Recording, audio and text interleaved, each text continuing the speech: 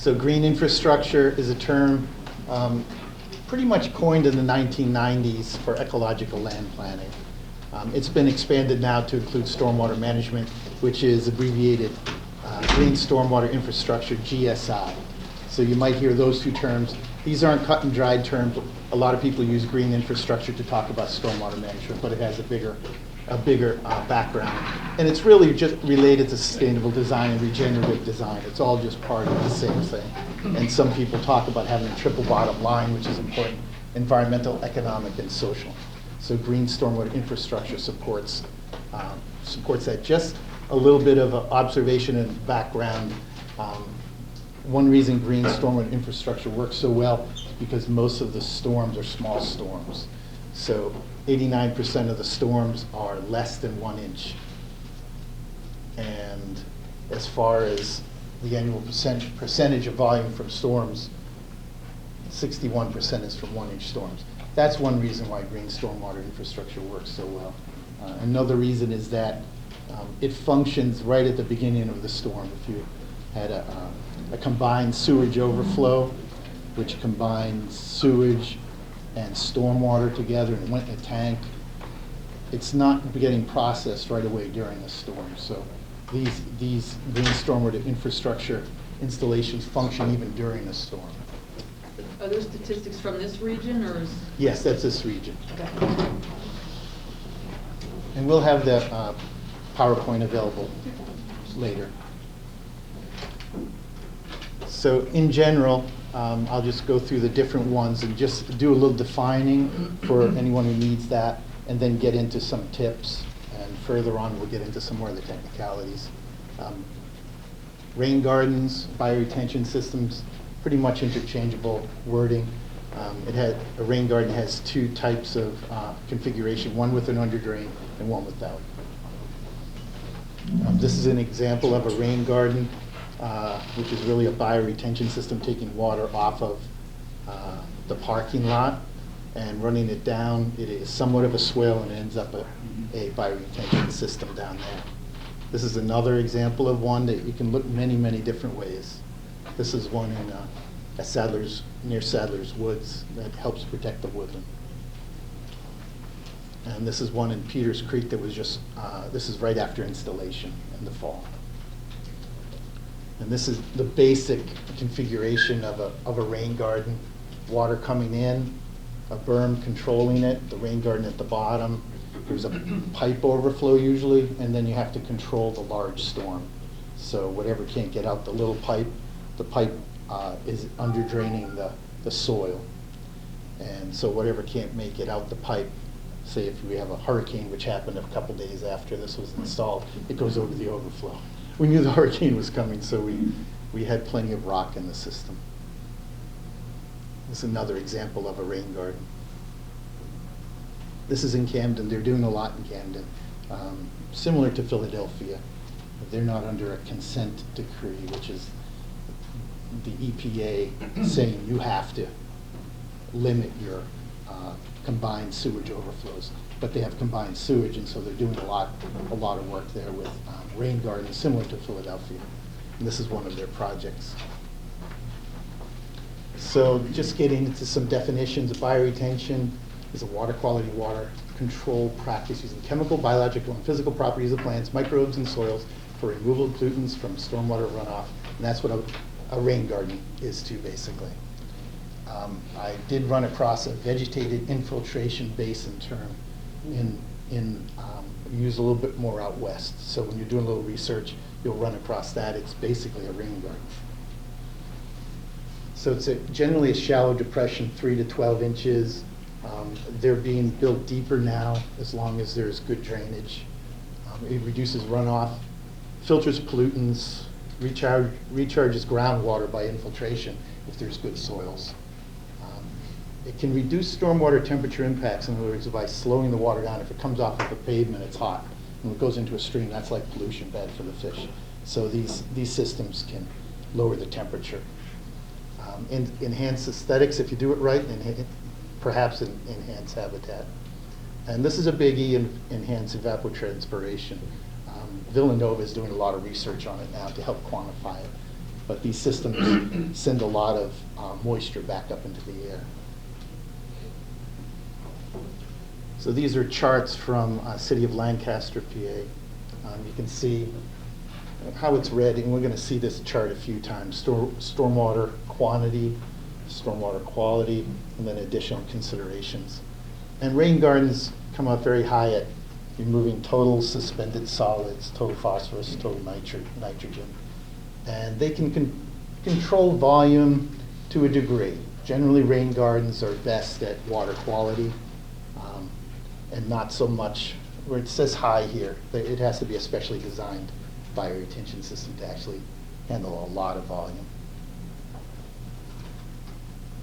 The cost is about $10 to 17 square foot, according to the same fact sheet.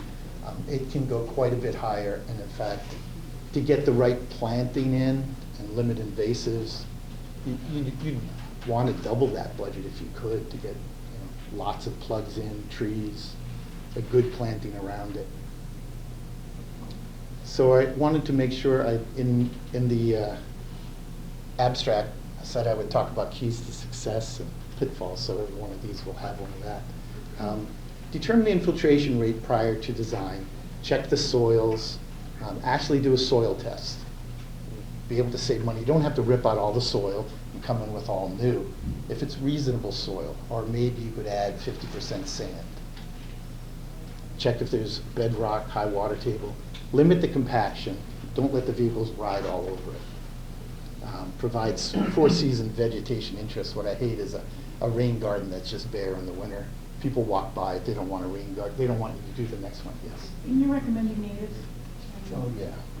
I'm a totally green guy. Some of the non-natives will provide the ecological function, but in a rain garden, there's really not a reason for non-natives. There's a couple of instances along a street tree, maybe underneath a telephone line, where one might have to stretch one's opinion. But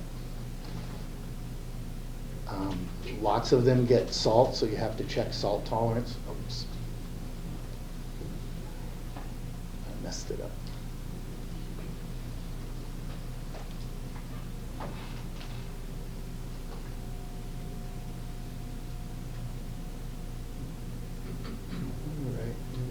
Is this criteria from the city of Lancaster, or?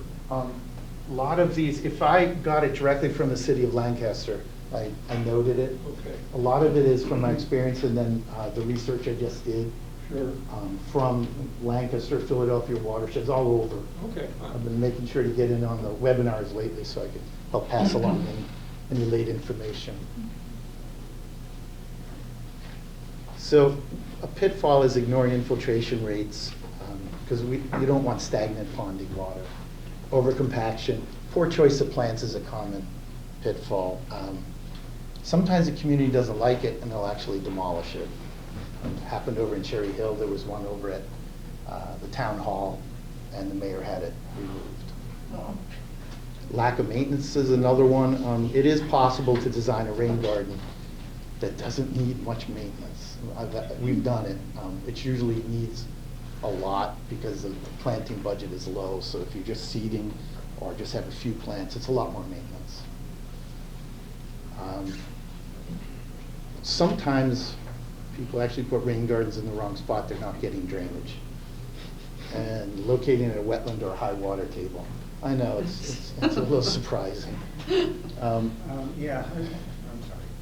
Do you want questions at the Oh, end? anytime, anytime. I think you mentioned bringing in sand. If you have high clay soils, can you still put in a rain garden? Yeah, you really want the clay only about 10% Okay. of it. And the silt, I have a whole section at the end if we have time for it. Okay. What I'll do is I'll make sure it's part of the online presentation too. All about soil mixes. Oops.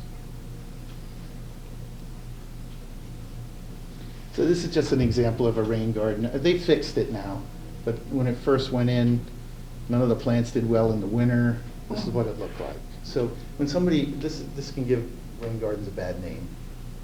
Fortunately, they've fixed it, and it's just really coming along better now. The problem there was, it was a high water table. It was down near a creek, and just remember, put the rain gardens and biofiltration areas on the higher ground where there's good soil, not where it's clogged in clay. But wouldn't that be a determination as to whether it's biofiltration or bioinfiltration? Oh, this is a good one. Every so often I drop the wording biofiltration. That's an old one. I'm gonna try to stop using it. But I mean, there's a difference between There is. designing a system that That's a sits wet on one. clay, That's it. that you filter the water through the biomedia and then you pipe it That's out. right. And I have one of those whole examples, and generally using another term on it. Okay. Constructed wetland, like that. So this is an example of a planting design that is actually a vegetated swale and a rain garden, and just having the wrong plants. It's just common. And here is one nice planting. They put a lot of effort into it. I drove by this one, and I just quickly did a double take on it, because you wouldn't know it now, but by looking at the pictures. But can you tell what that is right there? Water. Ponding, yeah. Mhm. The whole thing's crowned like this, and the rain garden was put up in the middle of the island. So I was like, and so Now, much I've effort seen those. put It's into great. that, yeah. That's so fun. So let's see, the next type of technology is called a vegetated curb extension or a curb bump out. Basically, it's a rain garden bioretention area. You let the water come in along the curb. It's a little more problematic. You need a little bit of pre-treatment needed at the inflow to control the debris. They clog up quite often. It's cost-effective as a retrofit, but it's even better if it's done as part of the whole street renovation. If someone's coming in and going to be redoing utilities, redoing the pavement, that's a good time to put this in. It can be used for pre-treatment of runoff sometimes, and it can enhance habitat on a small scale. And it's pretty good at removing total suspended solids and other pollutants. Basically, it's a rain garden on the curb. The cost is about $30 a square foot. The maintenance cost is higher than rain gardens and tree pits. Keys to success: make sure that driving lane isn't needed, or the parking when you're trying to site these. And it's best to divert the high flows around the bump out. There's two ways to do it. One, you let it in and out, but then you get the high flows, sometimes washing things out. A little trick is to let them fill up, and then once it's full, no more water can get in, and the water goes around. So that's just a basic design trick. Do you ever have problems with the water being diverted around and then never making it to the inlet it's supposed to go to? Yeah. The old inlet? Yeah. Oh, I mean- you mean getting diverted around and not making it to the next one? Yeah, or something like that. It I seems haven't like had that. It's really Could be good to make unpredictable. sure you have these inlets ahead of the lower regular storm inlet. So if it clogs up, it just gets right in there. That's more of the problem, where it bypasses the system. Does that answer the question?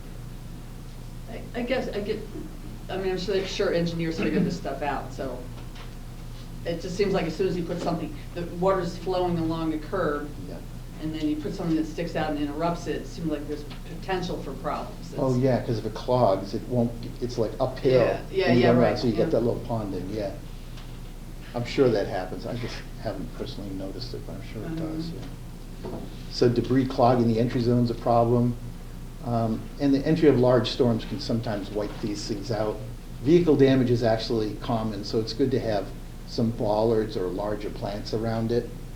And people like to see all-season interest. It's just really important. On to the next technology, a detention basin retrofit. I haven't done one personally, but I'll tell you what I know. Stormwater, basically, in the old days, was designed to get out the site fast. A little engineering trick.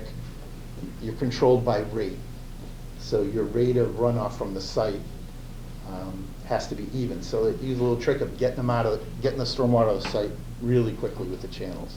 So it was just a horrible regulation snafu. So people are realizing now it's really good to have plants in there, slow down the water, clean it. So this is a another diagram of a standard detention basin. Comes in and goes out as fast as it can. So a retrofit is one where it slows down the water. There's different types of retrofit, but this is a really high-end one where you slow down the water, put in check dams, and just use the plants to clean it. Lots of times the soils underneath are totally renovated too. Sometimes they're dug out and redone. And so this is an example of one where that was the concrete channel, and that channel was right here. So it's been slowed down with the check dam. It'll fill up, and it can get cleaned by planting. Usually there's a play with the outfall where the water has to go out the structure. It's usually raised up a little or made smaller so the water doesn't leave so fast. Another type of basin retrofit is just replanting the basin. That's the least expensive type. And this one down in Baltimore County, Maryland, they changed it into an extended detention pond from a dry basin. So it can include removing concrete low flow channels, native planting, reducing and or raising the outflow orifice, extending the flow through the basin, slowing down the water. And the cost is a wide range, depending from just planting to a full retrofit. The keys to success, it requires the review of the existing stormwater calculations. You have to go through the town, find out what's happening now, and see if you can get approval for slowing it down. I would say planting budget is a big one. Lots of times these are just seeded. I've seen planting budgets just too low. Seeding's a tough way to get everything working. It's really good to have budget. I mean, for instance, I'll go on to let's see, pitfalls, poor plant selection budget, and poor maintenance. I'm curious, under what conditions would you have an existing detention basin? It's functioning, it's doing rate control. Why would you retrofit it unless there was a regulatory reason, unless the governing body was forcing you to do it? To do the right thing, and there is some regulation coming along, and it'll get harder and harder about impaired waters, where towns might want to do it. But generally, this has been funded by grants. This is a really good example of a basin retrofit up at Alvernia College, where it was excavated out and had, you can see a little berm right here, and then it was excavated out into bays, and then they were filled with highly organic soil. And so the water, instead of just rushing right through that basin that I showed you, this is the same basin. Let's see. Yeah, this is the same basin where it now is slowed down. So this is it now. So the engineering worked. What didn't work was controlling the mowing and the seeding. When I was there after about a year, I didn't really recognize any native plants in the seeding. So they might be coming up. It takes a while for some of the natives to come up, but it was a little low quality as far as habitat. So this was functioning for stormwater, though it's a shame that it was mowed down to the bottom. Here, yes? How do you keep Phragmites out? Get it. You have to remove it once it comes in. In Phragmites, it's always a treatment with a chemical. You can't burn it, you can't dig it out. You just keep going. So get it out early. Now there's another type of stormwater management similar to the ponding one we were just looking at, but it's a constructed stormwater wetlands, also called a biofilter wetlands. This is one example of it. It's dug out, stormwater comes in and feeds it, and there is the overflow right here, and the low flow right through the soil is underneath the bridge here. So this is some of the planting. Some more of the planting going in, and this is after about a year or two. And here's some more examples of stormwater wetlands. Villanova University, famous one now, University of Michigan, a lot of good projects getting put in. So it's basically an engineered surface water system. Usually there's surface water in these, sometimes not. It works well with a high water table, often has standing water. It can be designed to handle small storms plus the largest storms passing through it. It uses a combination of sedimentation, so it grabs the sediment, biological and chemical conversion and uptake. So even the debris that's died and fallen down at the bottom of the basin, at the bottom of the water, that's got all kinds of microbial activity. It's well suited for larger drainage areas, provides plant and wildlife habitat, can be designed as a public amenity, a pond. And it's similar to a wastewater constructed wetlands. I don't know if anyone's familiar with those, but wastewater can also be put through a wetlands like this undergrade. So it flows underneath the soil for a while, and then it can be let out into more open water after it's got some initial cleaning. So they're designed very similar. So there needs to be usually a forebay for settling. It's nice to have a permanent deep water pooling area, doing dense vegetated swales between any of the ponding areas. The inflow and outflow structures control flow like many of the other controls. And it's really important to get a diverse native vegetation around the outside. And the thicker vegetation is around any water body, the geese don't like it. So they don't like the woods. They know about fox and predators. They just like to stay away from the deep weeds. So if you ever have to advocate for a riparian buffer, just mention that the geese really don't like the high vegetation. This is a great publication on a biofilter wetland.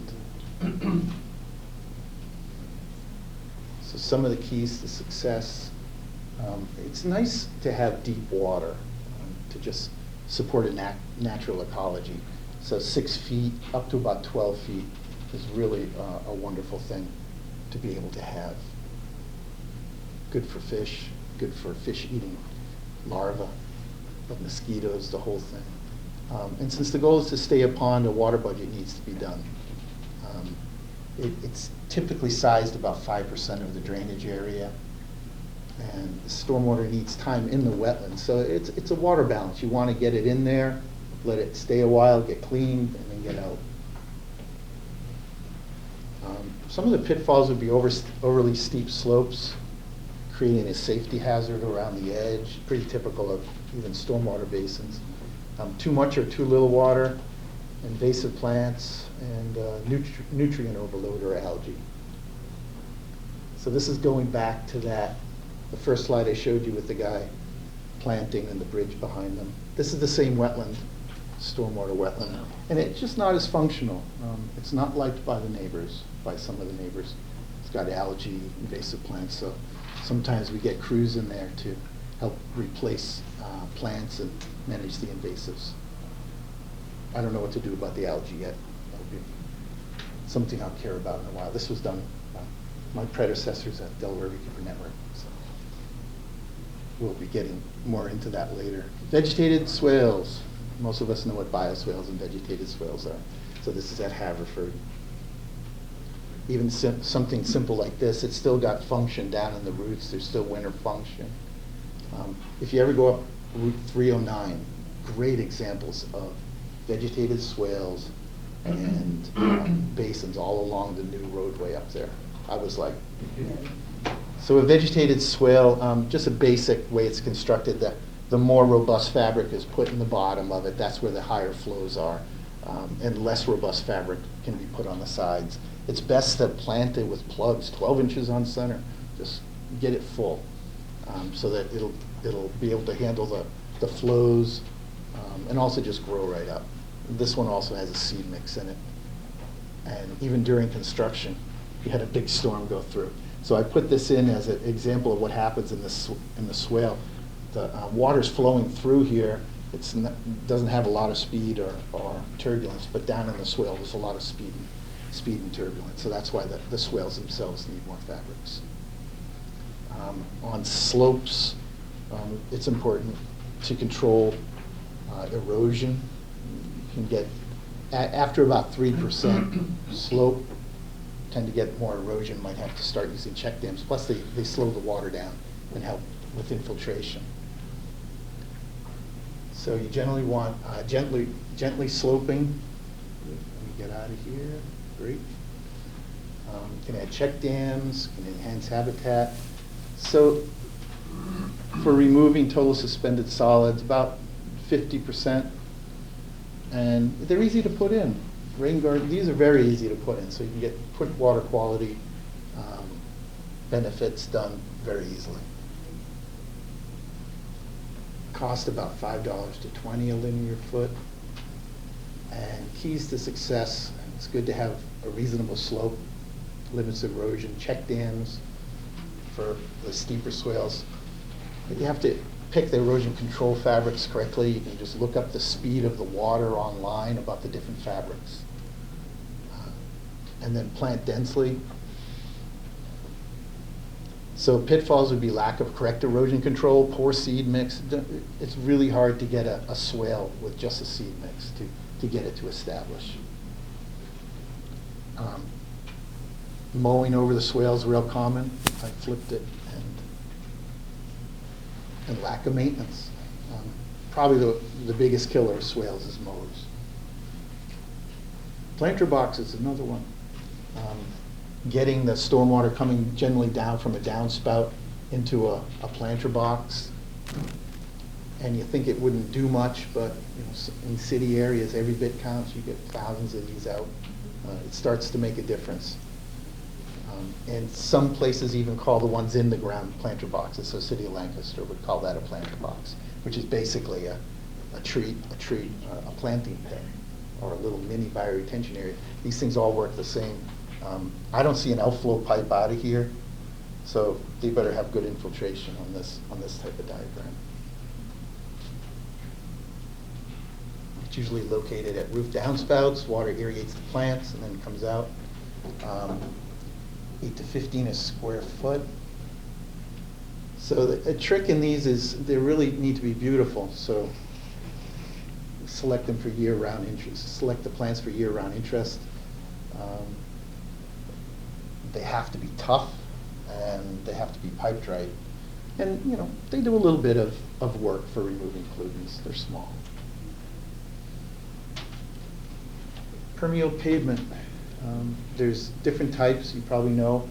Pervious pavers, and then there's asphalt and concrete. So these two are asphalt over here at Morris Arboretum, pavers, and this is labeled asphalt, but it looks like concrete to me. Impervious concrete looks the same, so we'll just leave that one as unnamed right now. These are nice systems. This system's been in 20 plus years, and it hasn't been had to be redone. An interesting thing about pervious pavement is it lasts longer than regular pavement because the water just goes right through. It doesn't sit on a pond, and it has a huge gravel base, so you don't get the freeze thaw. The top, this was an older type of mix. It didn't have as many glues and unusual binders in it, so it slowly has just peeled off little by little, and they rake up the gravel every so often. This was one done more recently, and it was some of the more modern binders, and they just support a whole drainage system where even underneath the bluestone is drained. It's a drainage system, and this was the best planting bed the head of horticulture there said he ever worked with, because it had great drainage, great aeration. So it was a nice system to work with. So basically the water goes through, sits in the gravel. It has to be clean gravel, so there's holes in between it. And then it filters down. There's even water going out the sides. Sometimes that's more important. It goes out the sides and into the soil, because if the bottom gets a little clogged, the sides are even more important. You do require an overflow out of the gravelly area. And it's very high function. It does a great job. You can imagine if you want to store a big storm, you just make that gravel deep. There's really no limit on how deep those things can go other than just the compaction. The cost, according to City of Lancaster, 7 to 15 a square foot. That's low. There's a lot of hidden costs, and just the plant has to stop making their normal asphalt to make your pervious asphalt. So right there's a huge cost. There's some double markup sometimes. So key to success, residential for your own property, you should just stay away from the pervious concrete and asphalt and just stick with unit pavers. That's my opinion until they get better. Now, there are some people that are getting training on the pervious concrete and doing a good job. So if you really want pervious concrete, you might be able to get it. But make sure you get a certified contractor. Another key is keeping sedimentation away from it during construction, and also the final design. It needs to be a little bit higher than everything around it, or the swales just get the water around it. You can't have any sedimentation going into it, it'll just clog the pores. Vacuuming is important. It actually has limited effectiveness. They were doing some studies now, and I just was on one webinar of URS Corporation talking about how it's really difficult to get the organics and everything out of the middle of the pavers. So there's a limited effectiveness to those, but they're still doing research on that. They went from a vacuum, and that didn't work. They had sensors under the pavement, so they just told the manufacturer, sorry, that didn't work, what's next? So they said, try blasting it out with the spray, and they tried that, and it just forced more of the stuff down. And now they're doing a washing system. I mean, you can imagine, a customized washing system. My understanding is that Morris Arboretum doesn't bother. That's right. And it's been there for over 20 years. Yeah. And you're typically supposed to vacuum it twice a year is what the literature says. Yeah. But they just, Bob Gutowski said, we don't do it, it's fine. That's right. And there's a little trick there isn't a lower inlet. So if it hits a patch of pavement that's not infiltrating, it gets down to the inlet, and then that's piped back into the system. So it's always important to have a redundancy, either a gravel edge or an inlet to let the water down. But there's a key to it too. I don't know if you were going to do your pitfalls, but you should never put pervious pavement in the drive lane, because what happens is when the cars turn into the parking stall, when they turn their wheels, they chew it up. So you want regular asphalt in the drive lanes, and then you put your parking stalls or your pervious pavement. Yeah, that's actually what was believed when Morris Arboretum was put in.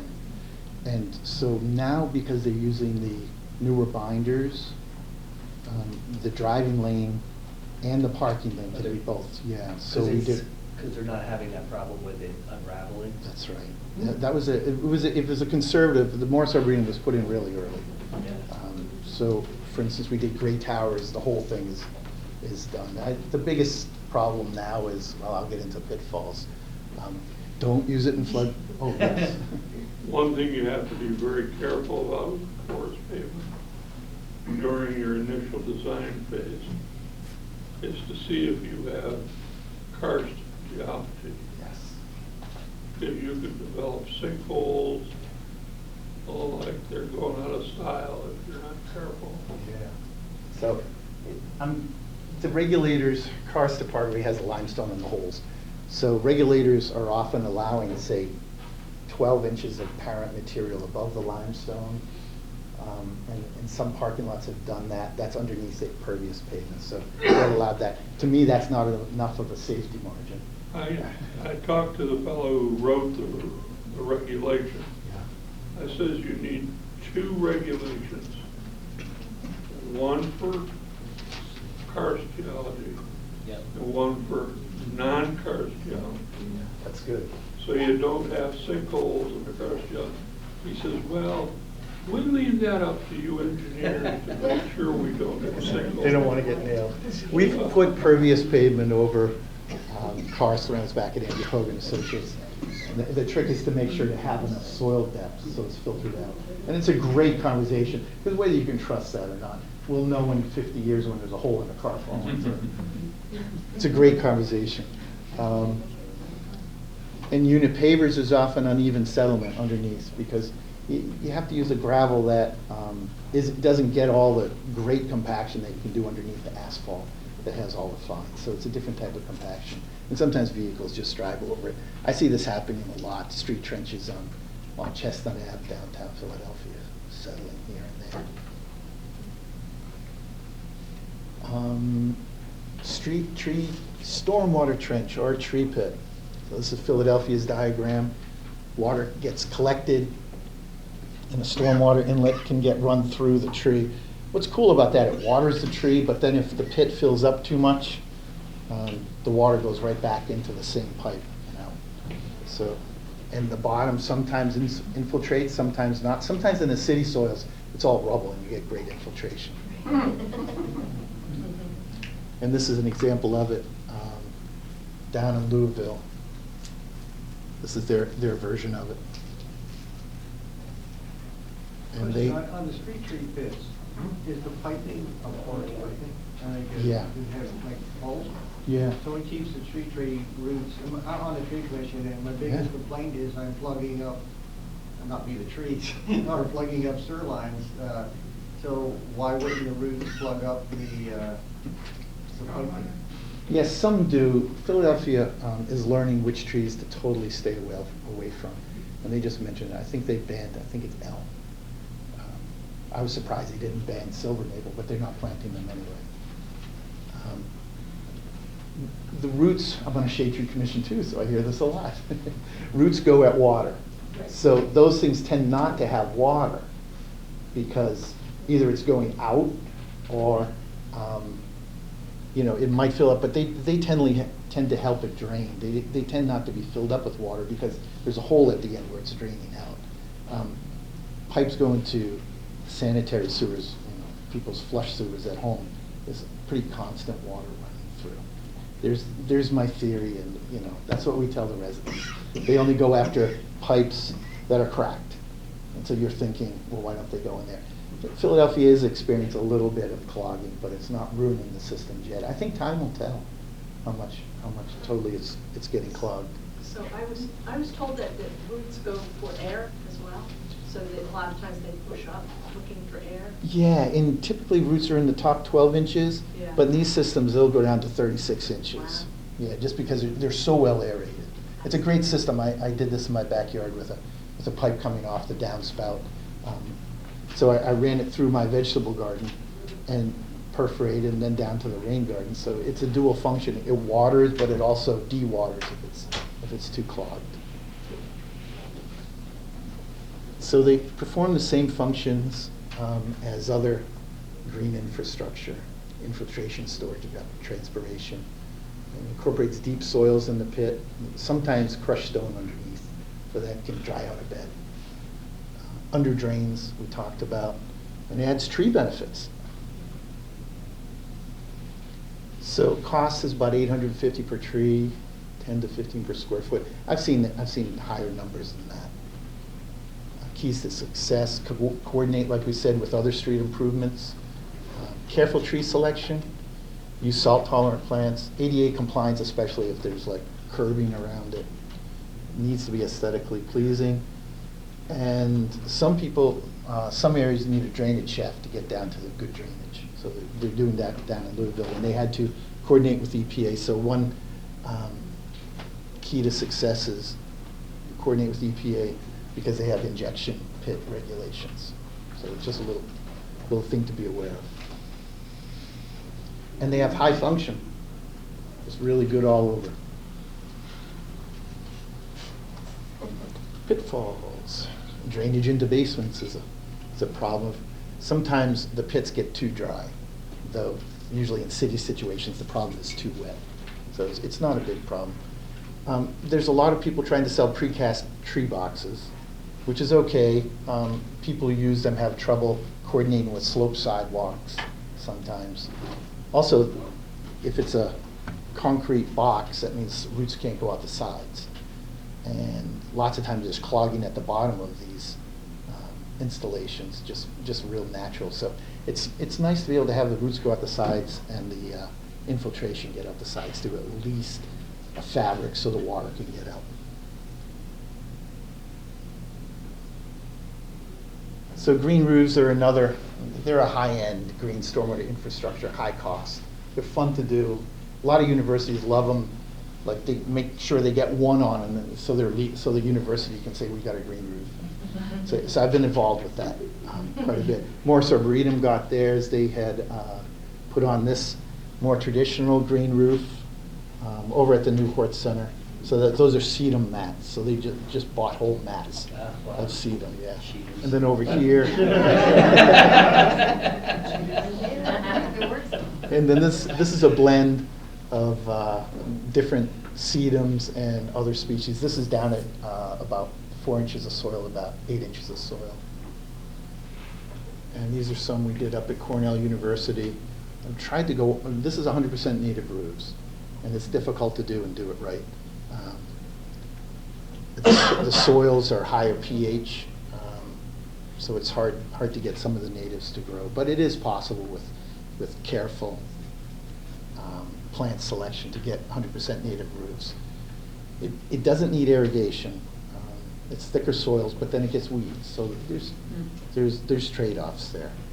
It's hard to do 100% native.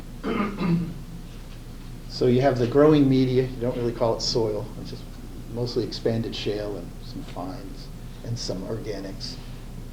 And then that's over a drainage mat, over waterproofing. You know, thin. If it's thin, it's called extensive. It's a German, comes out of a German term. Generally 2 to 4. Can be used for a retrofit. So in Philadelphia, there's a lot of that going on. Generally non-natives, such as sedum. If it's thicker, it can be, like I said, used for all natives. We've done, a roof garden is, they've been doing roof gardens for years, 24 inches. Up in Boston, we did 100% native roof up there at an EPA building. It was actually in the shade, so there was no data on that, so we had to do field testing on what would work. So it has peak rate attenuation and just a little bit of volume reduction. Can be rainwater storage, especially if there's storage cells built into it. It has good evapotranspiration, cooling it. Yes? When you're designing these, do you have to reconstruct consider the structural Yes. part of the roof, and are most of them pretty easy to retrofit, or does it? Generally, like a 2-inch roof, a 2-inch green roof can often be tucked into the live load and dead load capacity of the roof. But then there's very limited how much people can be up there. And then you flip, so that's extensive, and then intensive is sometimes you allow people to go up there. Now, the one up in Boston, it happened to have a lot of structural issues between different parts of the roof. So on the one roof, we had 24 inches of soil all the way down to, I think it was just like 2 inches of soil. So yes, structure is a huge deal. And so they have pretty good function. It's a high cost generally, not for the thin systems. You can just buy trays even. They don't cost too much, but the big systems can be crazy, especially if you hire a landscape architect to go do testing and custom design everything in cisterns. So cost is $5 to $50 a square foot. You can go a lot higher. So keys to success, waterproofing, that's one of the basics. The roof just needs to stop water. And then you put the plants on. The pH of the soil mix is often high, like I mentioned, because of the expanded shale. So it'd be great to get away from expanded shale green roofs if possible. So feel free, whoever loves green roofs or wants to push that envelope. Expanded shale is basically rock that's been put through the big burners, and so it expands and it's lighter, so it's got a high energy cost. And there's different people using different soil mixes, so that's a good one. I'd love to see the green roof industry move away from expanded shale. So mentioned doing plant trials, pitfalls, wrong drainage fabrics. There's so many pitfalls with a green roof. We only have room for 3 here. Lack of maintenance, wrong plants. And then on to rainwater harvesting. These are a couple of cisterns. That was the green roof we were talking about before. And so these were used to collect water. And these were a little bit of environmental bling. When you drive in, you get to see it, and you learn about the rainwater harvesting. We actually had one underground that held like 20 times more than those cisterns, because we collected all the pavement runoff and then used that in the irrigation system. These were also reused in the building water systems. And you know about rain barrels, So you can use the water for interior, exterior. Roof water is the cleanest, and then pavement runoff has to be specially designed so that it doesn't clog the whole system. And the winter limitation, you have to use, when it's water's in a rain barrel, you really have to, if you want it to help stormwater flow, you got to empty it. And then in the winter, lots of times you want to plug them, and so it's not helping in winter. So there's a little bit of benefit. Cost is about $100 to $300 for a rain barrel, $500 to $5,000 for cisterns. You can go as high as you want, as big as you want. So the trick is to use the storm water, and a pitfall is not using it, not emptying the cistern in time for next time to fill up frozen piping, and failing to install the rain barrel. So there's plenty of rain barrel workshops, but sometimes they don't get installed. Eco-friendly garden, that's another green stormwater infrastructure. We're also starting a river-friendly gardens program, which is basically get rid of your lawn and put in plants. That just slows down stormwater. More keys to success: community buy-in, asking yourself what are the goals of the project, what are the site conditions, know the limitations of GSI, maintenance, celebrate success with the community. And I'm going to blow through this section, but basically the benefits here, the cost is often expensive as a retrofit, sometimes more reasonable if it's part of the construction that's being planned. Community opinion matters a lot. There is funding out there, and sometimes it's green infrastructure is usually less expensive than using only gray infrastructure. So that's why all the green infrastructure is happening in Philly and other cities, because it's cheaper to handle the combined sewer overflow with green infrastructure than building all gray. So all this is the boring stuff. I'll leave that alone. Just all the reasons why cities are moving to green. And you can always look it up online. It's a carrot stick. The EPA is requiring cities to do it. Selection criteria. I just wanted to touch on this about, well, all these wonderful things. What can you use and why? So I only have like 4 minutes left, so I'll touch a little bit. The question of purpose is sometimes the most important factor of why one's doing it. Is it to reduce stormwater into the CSO, or is it to clean up the streams? We're doing a green stormwater infrastructure study for Newton Creek Watershed. It clips Camden right here. And there's an issue of algae in a pond, so we've identified that there's too much phosphorus in the system. So we're going to be looking at the phosphorus and the overall green stormwater infrastructure recommendations that we're going to make to the county. And here's a great chart: Green Infrastructure Design Manual, Louisville and Jefferson County. So basically, if I want to control for phosphorus, I just look over here. You go, okay, bioswales, rain gardens, constructed wetlands, green wet basin. Okay, extensive green reef? No. Intensive green? No. It's great to just help focus oneself on what green infrastructure. So if you're looking for green infrastructure for your town, what to recommend, how to focus. This is about the best chart I found out there. It was all tucked into the other information, but this was the best one I found.